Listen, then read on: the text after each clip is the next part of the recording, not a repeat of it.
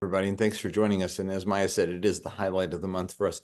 It's also National Poetry Month, and there is nothing better than an opportunity to celebrate two really gifted writers who give voice to our community in a month that's both Arab American heritage and poetry.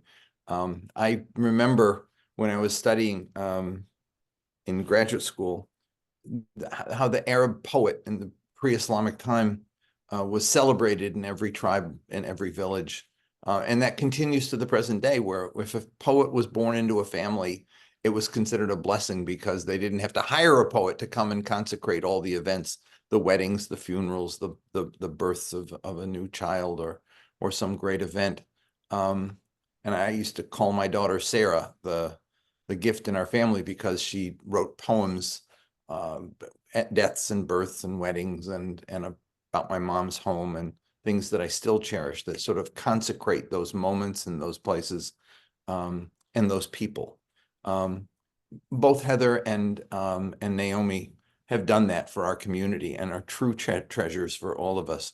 I first I first found out about Heather, I'm sorry, about Naomi watching Bill Moyer, who called her one of the great poets in America. She was one of 12. And he did weekly a different program with different poets. And I said, I got to meet this lady. And I was able to meet her, very fortunate to do that. And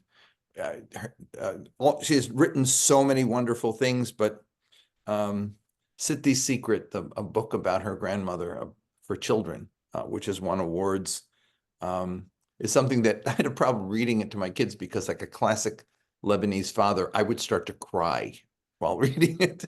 But Naomi is an awarded poet and former chancellor of the Academy of American Poets and Poetry Foundation, young people, the foundation's Young People Poet Laureate, and countless other awards. And I want to thank you joining us, Naomi. And Heather is an Iraqi American playwright.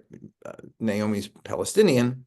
And she has written she's written a number of things, but her play, 9 Parts of Desire, which I saw for the first time last year, talks about 9 Iraqi women, doesn't talk about them, but she talks them.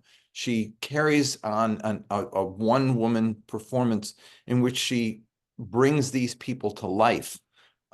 These 9 women who've been affected by the history of Iraq from before Saddam all the way up to the present day, and what they've endured in all those years with the enormous tragedies that have befallen the Iraqi people. I saw her at an Arab American Heritage event where she read a long poem about her father that was so terribly moving. I said, I got to get to know this lady, and I did.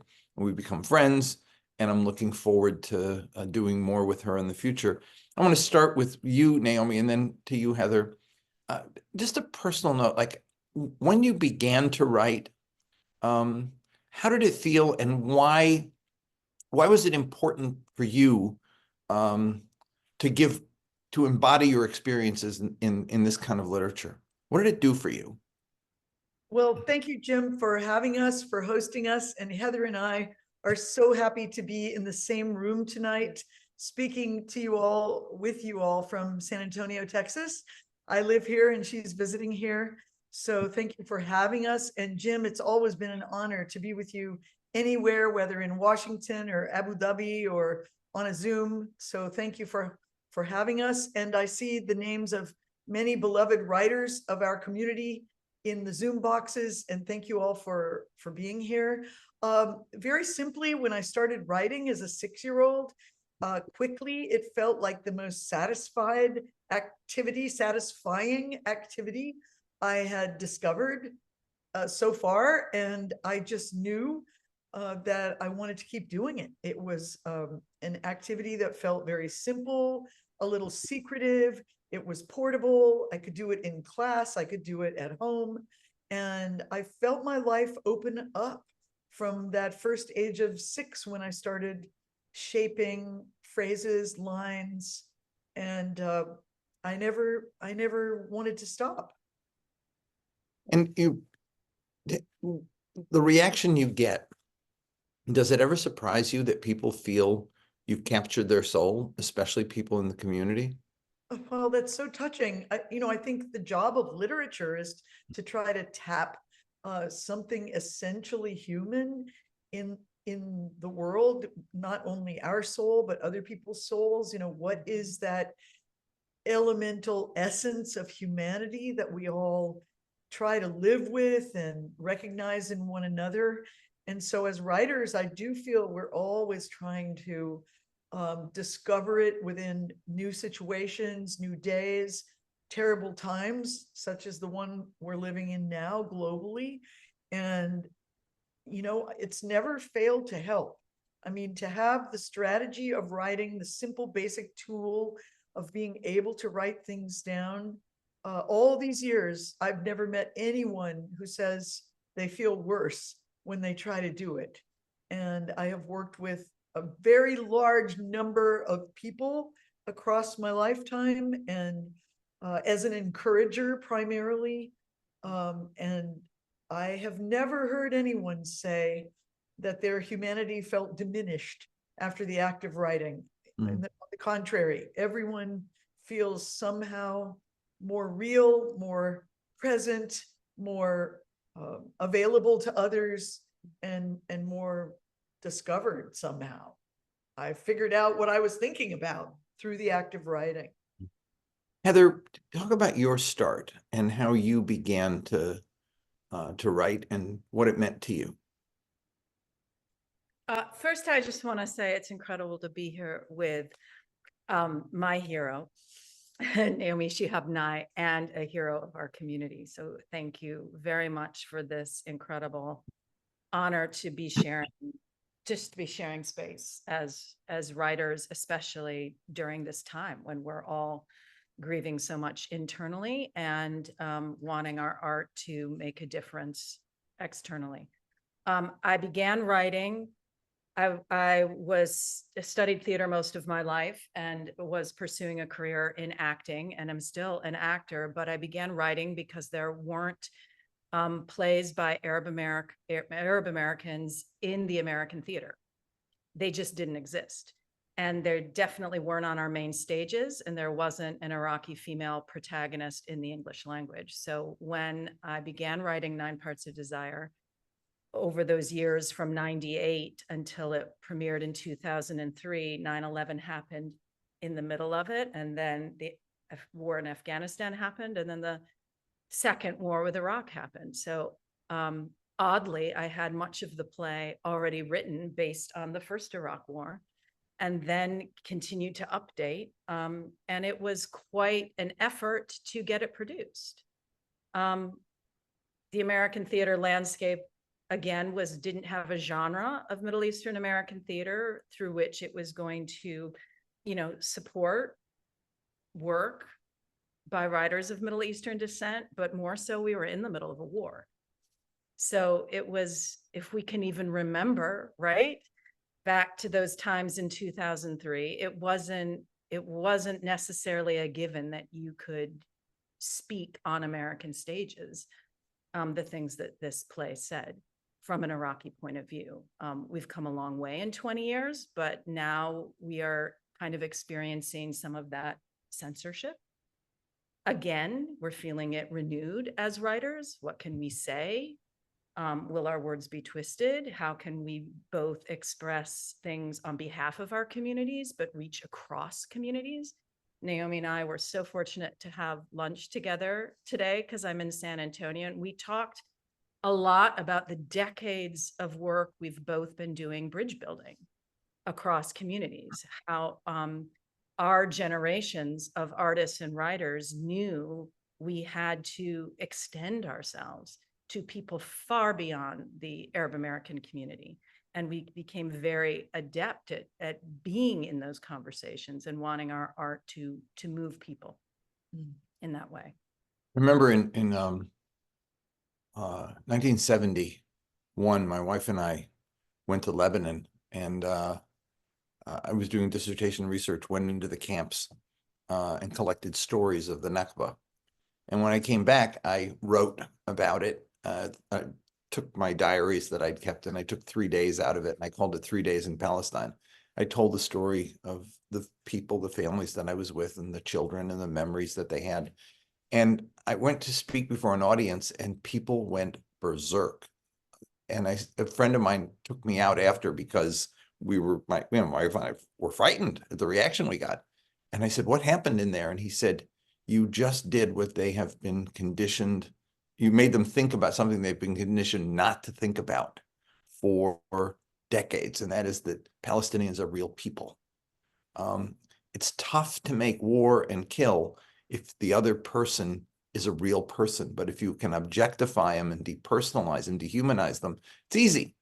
They become bodies and counts and numbers and faceless creatures. Both of you have given embodiment to two people who've been the victims of so much pain, partly at the hand of America, partly at the hand of Israel and others. And I want to ask you both, if you could, to give us a taste. Naomi, if you'd like to do a reading of one of your pieces, and then Heather, I want to hear one of your Iraqi women, or maybe a couple of them. Could we start with you, Heather? I mean, with you, Naomi? Sure, and I wanted to say that I was lucky enough to attend Heather's play early on, maybe 2004, on the stage in New York City. And I remember, that thing Emily Dickinson used to say, that a great poem makes your top of your head come off. Well, I'm glad that's not true, because I read poems every day and my head never be put together again.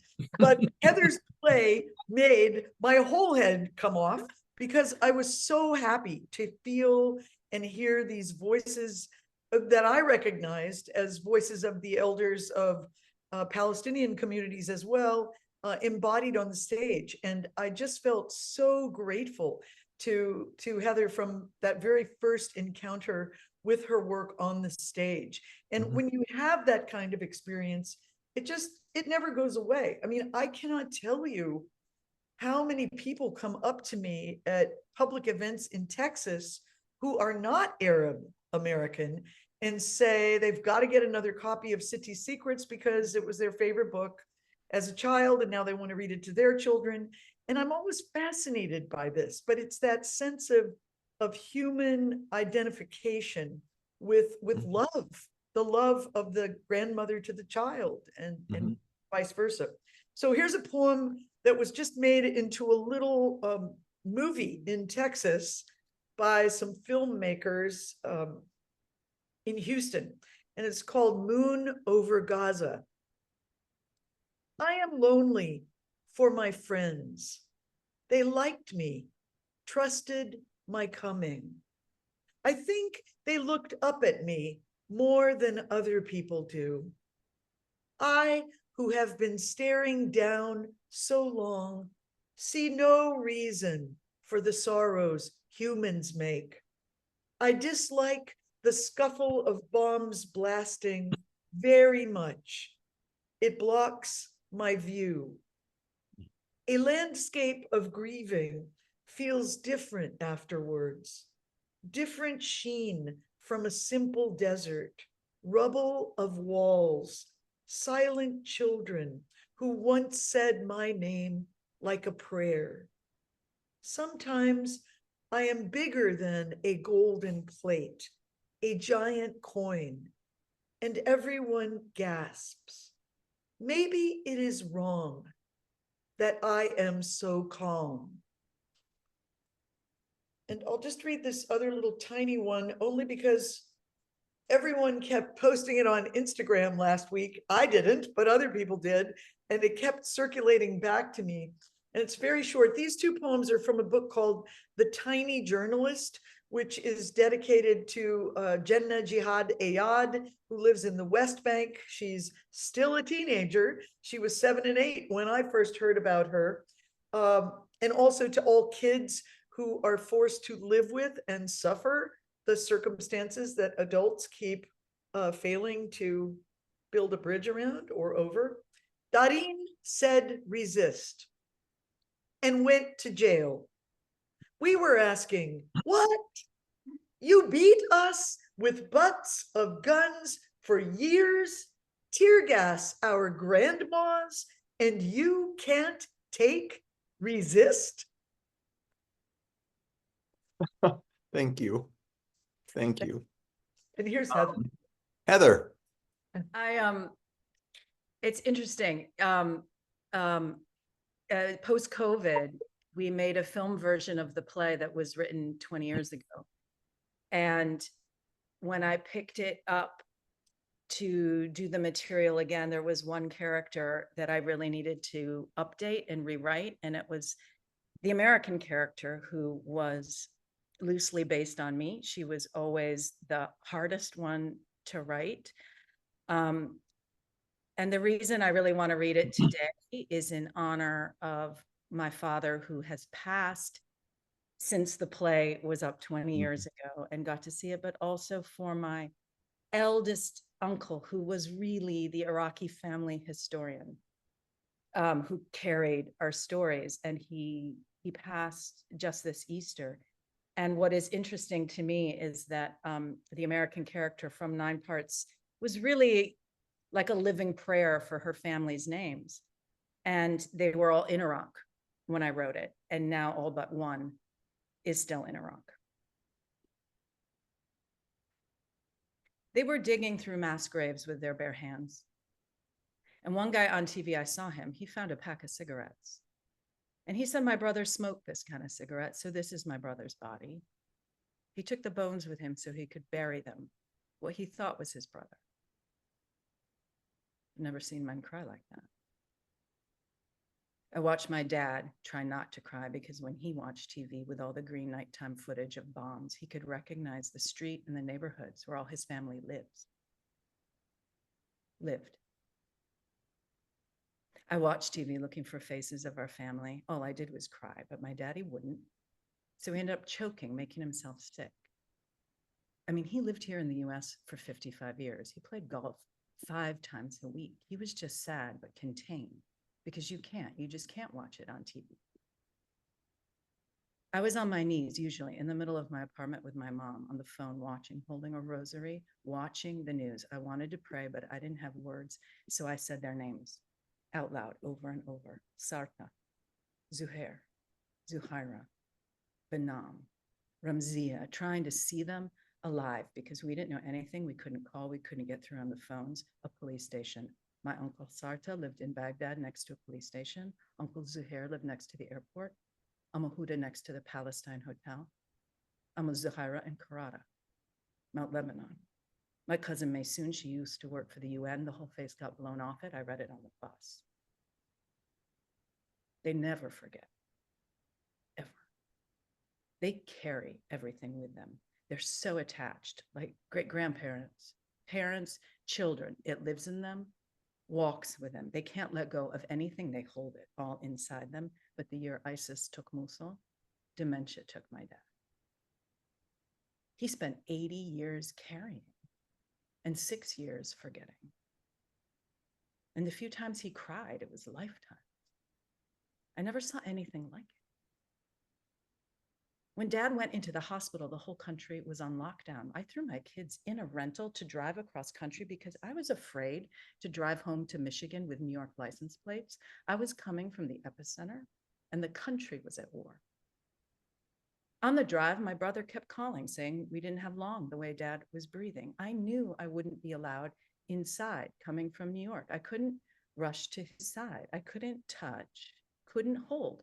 So I stood outside my dad's window for 2 days watching him pass. A man of few words, I watched him all my life. Everything I knew about Dad, I knew from watching. I knew he was from Michigan as much as he was from Mosul.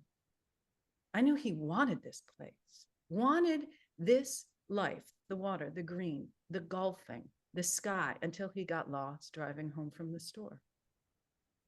First, they said it was dementia. Then they said Alzheimer's. I said, what if it's violence?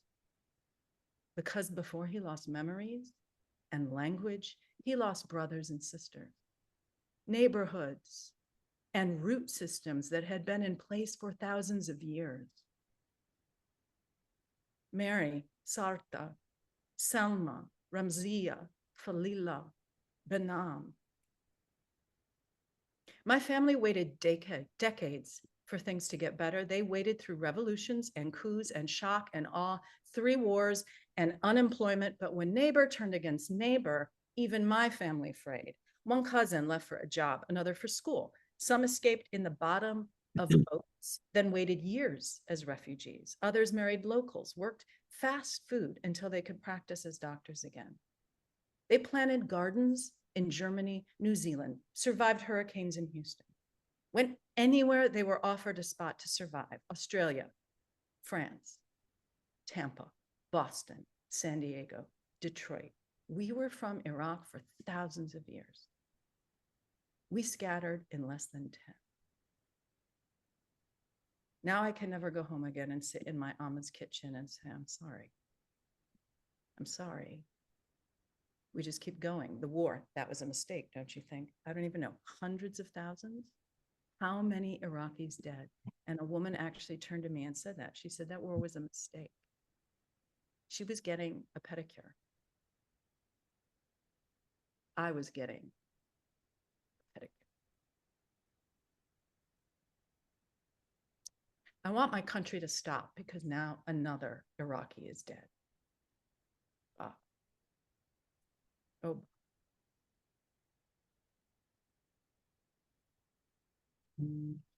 Wow, thank you. Mhm. This, right before the Iraq War, I used to have a TV show on satellite television. They did a satellite hookup with students I was teaching in North Carolina and the University of Baghdad. And after it was over, one girl came up to me and she said, it's going to be so hard going to war, having seen the faces and gotten to talk to these kids. And I don't think you can make war if you know the other. And you both have made the other not an other, but in Martin Buber's words, you've made them a thou, a real person. I think in Gaza, Naomi, of the 11-year-old boy who's not only has been forced to move maybe a dozen times in the last 6 months, but whose home is gone, whose neighborhood is gone, the place, the way he used to go to his aunt's house, or the way he went to the store, the things you know that define the map of your consciousness, it's gone. Yeah. And how do we see that? And how many people are like that right now? Yeah. You know, you knew Dr. Selma Hadra Jayusi, right? Yeah. You know, her proto project, translation from the Arabic, she used to say, if we read one another, we might be less likely to kill one another. Yeah. And when I hear Heather's voices and characters, I just think, who could hurt these people? Who could have a vengeance against these people? Yeah. Heather, what has, has there been any reaction to the counter reaction?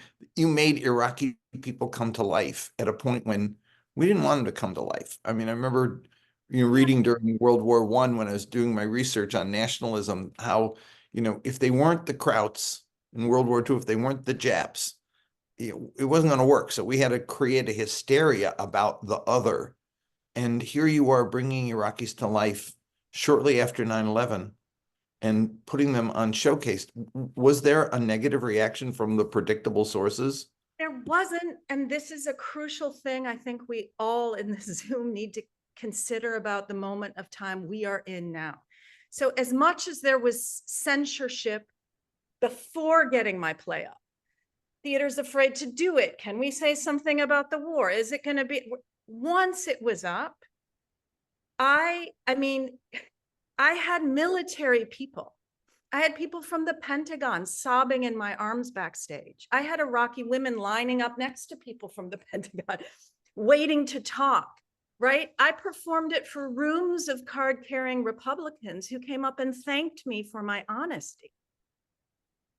I went into rural communities, and in those communities, performed for some young students who said they never thought of an Iraqi as a human being before. and how grateful they were. And then the person behind them said they were in the military and was one of the people that were, on mission to kill Uday. Like in 1 month, I was in a university in Pennsylvania, in a university in Iraq. So this is the environment of listening in and creating humanity and building those bridges and talking was so alive.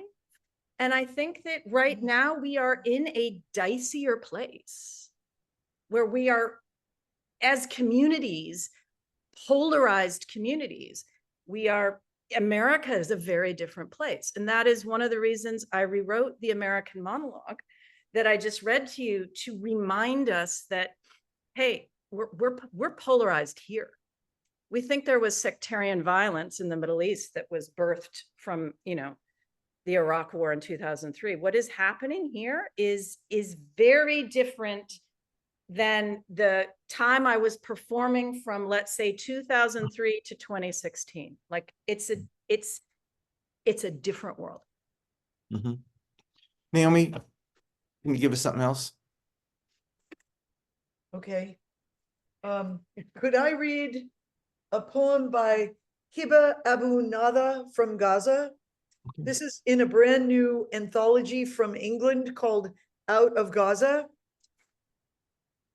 We are in the heights now, teachers free of their crowded classrooms, their voices no longer shouting to be heard, new families without pain or sadness, journalists taking pictures of heaven, writing about the eternal love. All of them are from Gaza. There is a new Gaza in heaven without siege, taking shape now. Hiba died some months ago. She was 32 years old. She was a nutritionist, a novelist. She won second place in the Sharjah literary contest for her book, Oxygen is Not for the Dead. And all her friends said she was brilliant. There's just no reason for all of these beautiful people being killed. I have been very close with Mossab Abu Toha, the poet who has been widely published in the New York Times, the New Yorker. His first book from City Lights Press was a National Book Critics Circle Award finalist, and it won the American Book Award. And Mossab is so overcome. He's living in Cairo now, thankfully got out of Gaza, although he didn't want to leave because his parents and siblings and their families are there. But he was abducted and tortured, but finally got out with his family. And he is so full of sorrow on a daily basis for all of his friends being murdered, not to mention his libraries, the Edward Said English language libraries of Gaza, of which there were now 4, being destroyed. And I just can't see any justification for any of this from anyone. And as an American taxpayer, it makes me very angry that these things keep happening on a daily basis. And where are the bridge builders that Heather and I were talking about at lunch? People like my father, who spent all his life as a journalist trying to connect communities. And where are they? Over there? I thank all of the Jewish people, both in Israel and in our cities around the country, who are going to the rallies at university campuses. I think that's incredibly important. And I think we need to keep thanking them for doing it. And I thank all of the young people who are risking their own graduations and finishing off their semesters for feeling it's important enough to speak up, because we're so frustrated, Jim. And, as users of language, we believe in language, but it's like no one in anybody's government believes in language. No one has imagination. Why are weapons the best thing we can think of to send? So yeah, I've been writing about this all my life, and I will put Hiba Abu Nada's name in the chat right now. Yeah. Heather, come back. Come Oh, back. I'm right here. Believe me, I can't be far from any of Naomi's words. I was going to say, I'm the two gonna of you, sit right close to them. Wait, the this two is, of you read so beautifully that you could read, I mean, what you write and what you've been reading is so wonderful, but you could read the ingredients on a loaf of Wonder Bread and I would sit there in awe. So in any oh, case. thank you. That's so sweet of you to say. Would you, do you have a loaf of Wonder Bread there? No. Heather, introduce us to another. I brought a new piece that's from a new play I've been working on about migration and the global economy.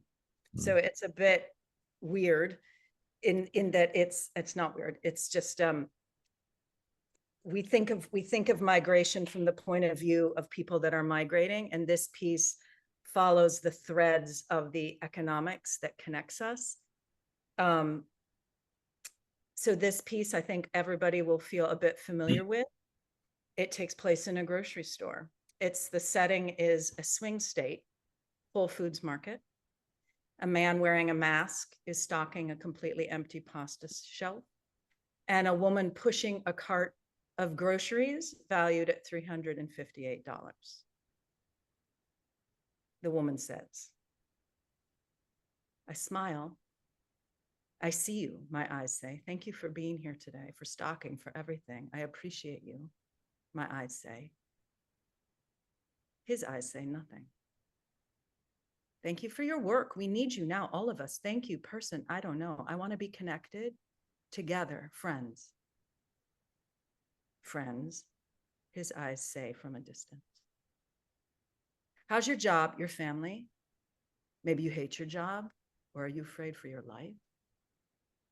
I'm sorry, I just don't know what to say. We're not going to survive this without each other. Survive, his eyes ask. This can't go on. I want to reach, touch, be part. I'm sorry. I'm shopping here. I mean, I don't usually. Does this just mean I'm part of it now? Just one transaction away. That's where this is going, right? Every choice I make is going to determine the future of data.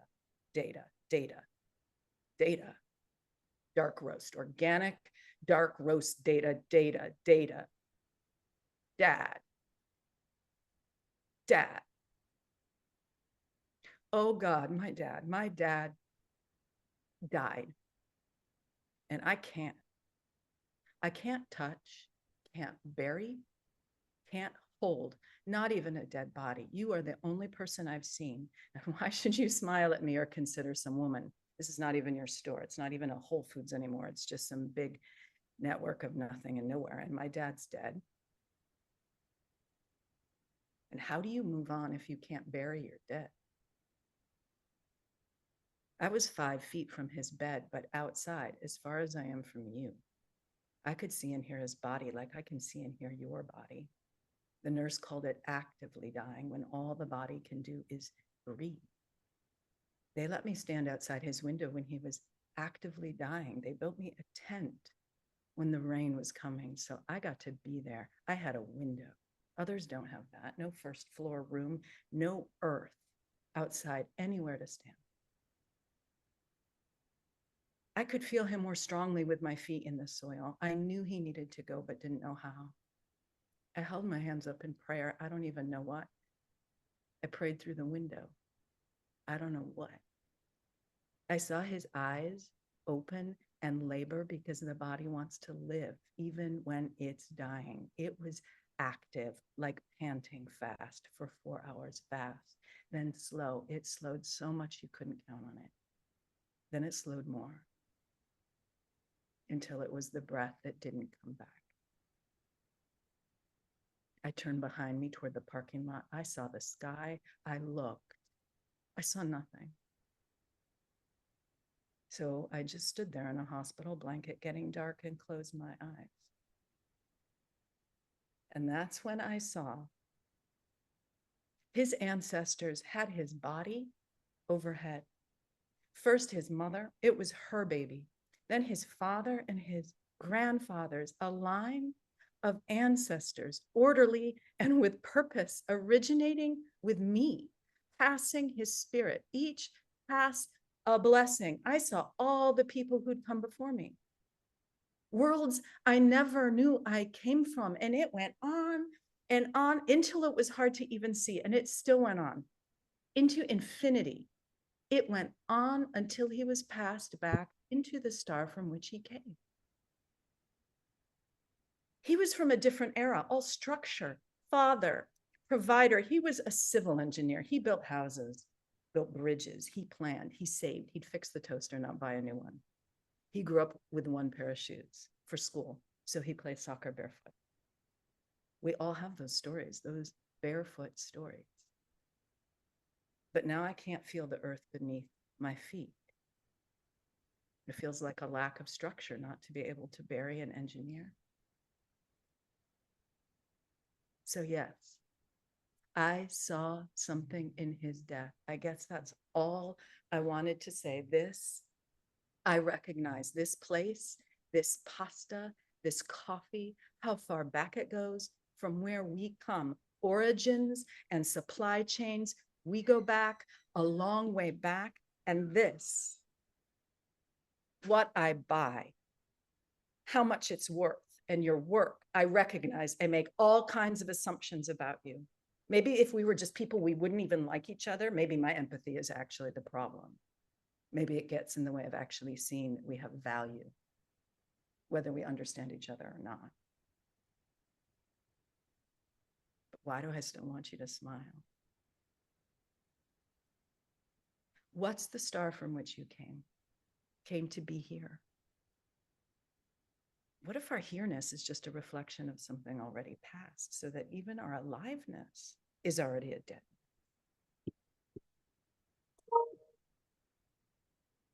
I might be done. That might be everything. I don't know. I feel like I'm dissolving. Please, do you have anything you want to say? The man considers. Then he turns to look behind him.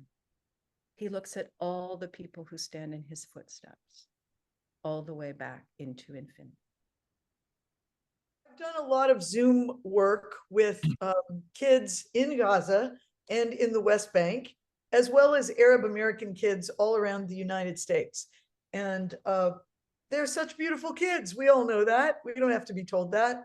But one thing I have always noticed about the kids in Gaza and West Bank is they never complain. I just have never heard a single one of them complain. Maybe that is a particular American trait. But this poem is called Before I Was a Gazan, and it is included in an issue of the magazine out of Wisconsin this month. The magazine is called Rethinking Schools, and it's a special issue called Teach Palestine. So I urge any of you who are educators to look for the Rethinking Schools current issue. Before I was a Gazan, I was a boy, and my homework was missing. Paper with numbers on it, stacked and lined. I was looking for my piece of paper, proud of this plus that, then multiplied, not remembering if I had left it on the table after showing to my uncle, or the shelf after combing my hair, but it was still somewhere, and I was going to find it and turn it in.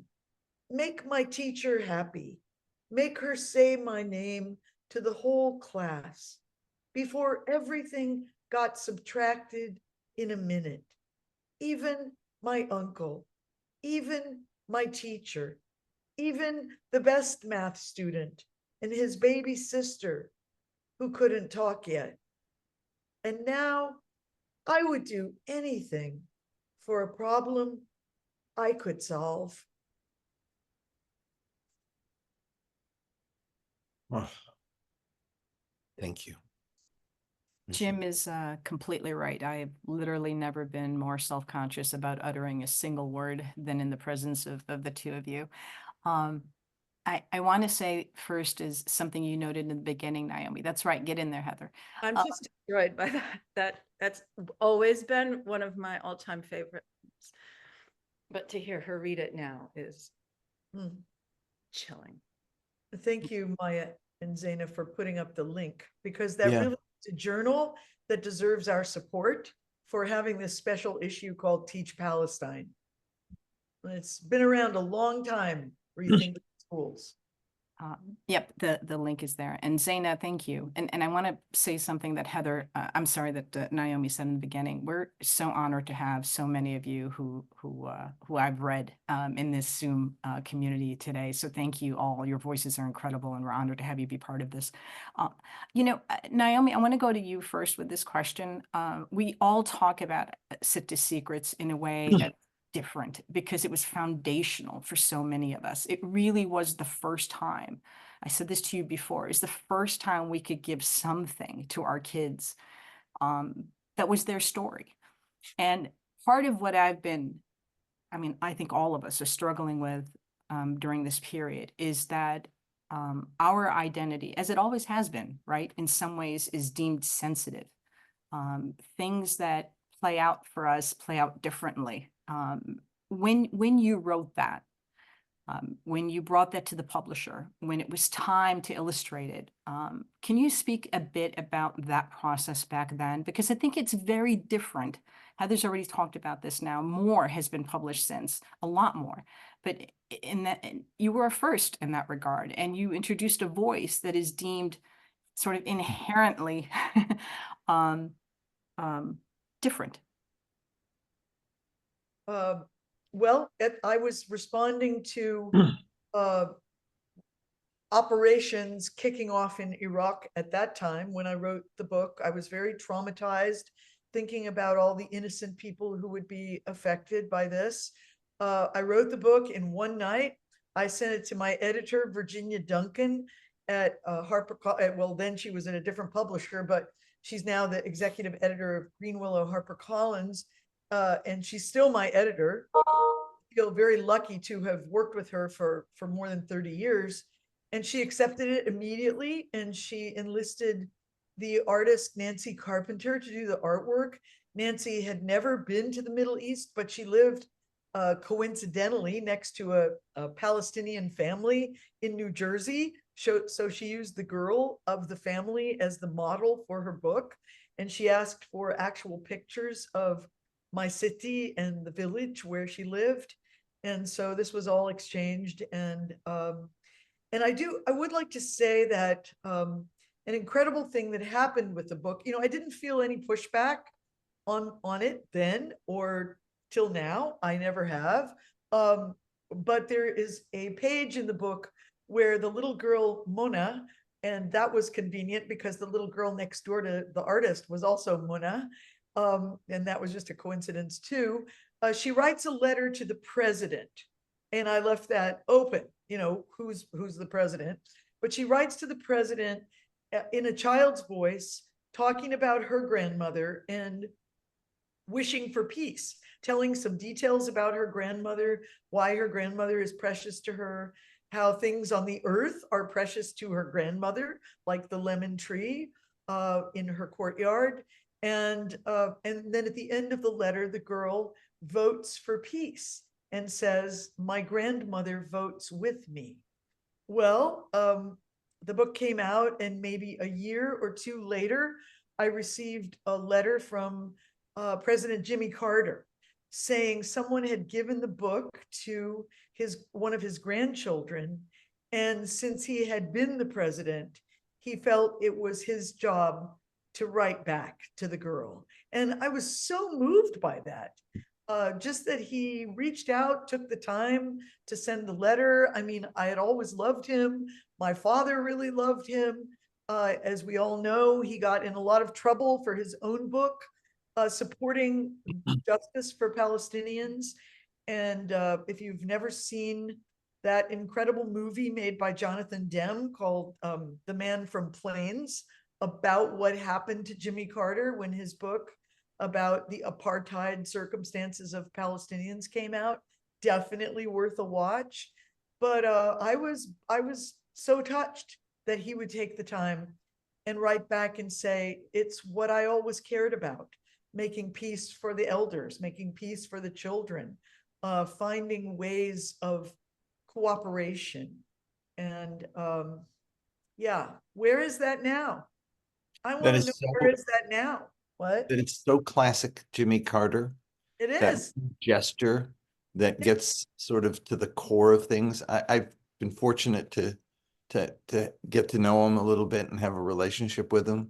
And he always gets to the heart. He's not a poet, but his life is poetry. Yes. I tell people he taught us how to live, and now he's teaching us a graceful way to die. He just has done so many marvelous things in his life, very human things of that sort. That's He's beautiful. humble. Yeah. And he wasn't trying to seize. You know, I wish more people would talk about greed and selfishness. And I'm taking too much time. Heather should talk. But I really think that some of the core elements of what is going on right now, you know, greed, selfishness, humility, as we all see Jimmy Carter, his kindness, his compassion for others, but really basic things that you learn about when you're a little kid, like selfishness and sharing. I don't hear many people talking about those in the public sphere. Yeah. The students are now, but I don't hear the political leaders talking about that. We are blessed to have the two of you, and it's incredible to have the two of you together in one room. I don't know how this worked out, but I'm so grateful. Totally kismet. Yeah, It is really.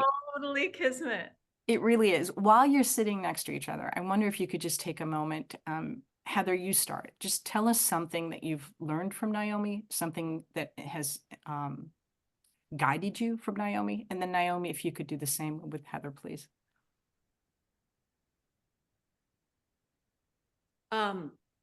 Many things. The most,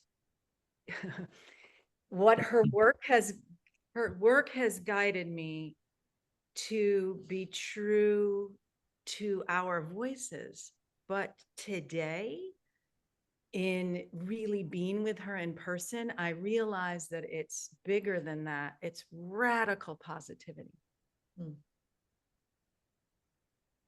It's just to be sitting next to her, having lunch with her, invited into her home, driven to my Airbnb. The amount of time she was trying to take me to the grocery store so that my Airbnb fridge wouldn't be empty. You can't imagine how many times she mentioned the grocery store because it was like, we have to, right? We're Arabs, we need food. But every conversation, we're talking Iraq, we're talking Palestine, of course, we're talking about Gaza.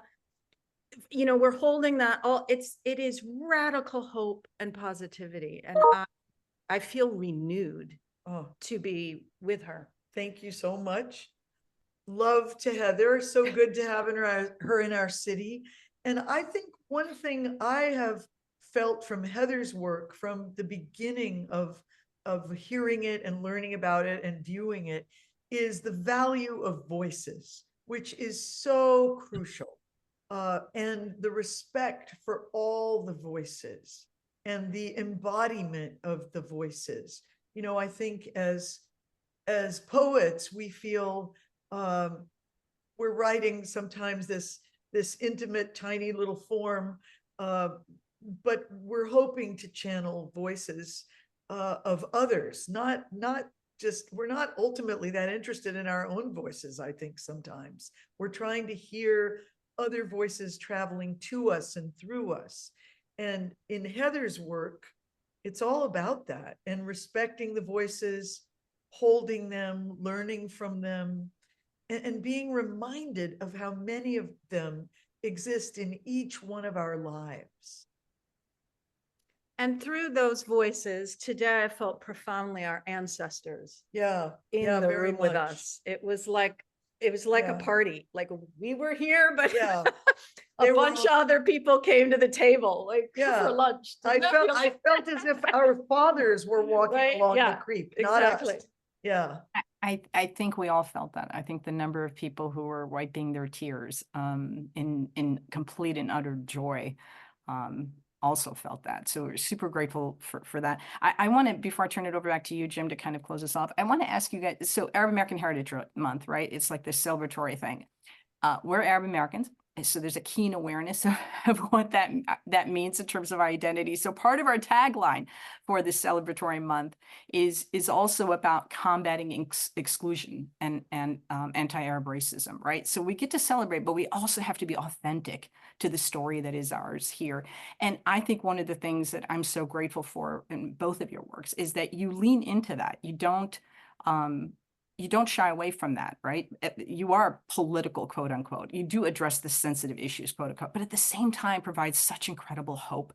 If you could just please speak to that, how you do that, how your voice does that for you and then for us. And then I'll turn it back over to you, Jim. I'll be brief. I think writing is an act of hope. In the face of the Iraq War, you know, of course, I was excavating resilience in the characters, in the stories I had been told and received from Iraqi women. But the fact that I even thought this should be a play, somebody will come see it, somebody might hear it, and their heart might grow. All of that is an act of hope. Yeah. I'm actually very depressed and full of grief on a daily basis, but I find living the other part of it, the hopeful part of the psyche, which still remains despite the sorrow, is the only way to survive. And I want to thank all of your great voices out there. I have read every single comment in the chat, and I appreciate every single thing each one of you has said, and wish we were around a very, very large table and could all have this, I guess we are around a large table, could have this discussion, you know, to respond to all the beautiful things you're telling us. Thank you for your work in the field, for your book exhibitions, for your care. Thank you, Kamala, for saying Yanaguana. Thank you.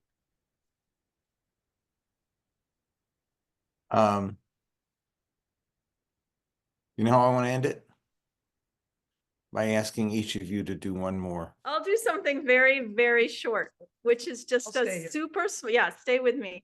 A super small There it is. clip from a play I wrote called Nora, where she's finally voicing what it feels like to be in exile in America. Millions and millions of people are flooding out with nothing. They're leaving behind the beginning of time, leaving houses and libraries and languages older than Aramaic. No wonder so many of us are drowning. The responsibility is impossible to bear. It's the weight of being erased, of not belonging anymore, anywhere. Okay, so Palestine vine. Seeds wrapped tenderly in plastic. One package said white, one red, hand lettered, mailed by friends I never met. They grew instantly, strangely confining themselves to one corner of the metal container, as if a metaphor. I swear I planted them all over. Leafy vines popped forth, glory and green lengthening overnight. I didn't notice one had twined around the rungs of the table. Today, moving the pot, the biggest vine ripped out, broke off. No, how could I have missed the simple wrapping of the tendril, suggesting happiness in that exact light? Its roots remain, a broken stem. I wasn't evil, but I wasn't careful. This is what happens in the world. Now, soaking snipped vine in a glass of water, feeling the hope and weight of so many years. And the best way to close is thank you both very much. And thank all of you for tuning in and staying with us. I love the two of you. Thank you so much. Thank you, Maya. Thank you, Ellie. And thank again all of you for joining us tomorrow.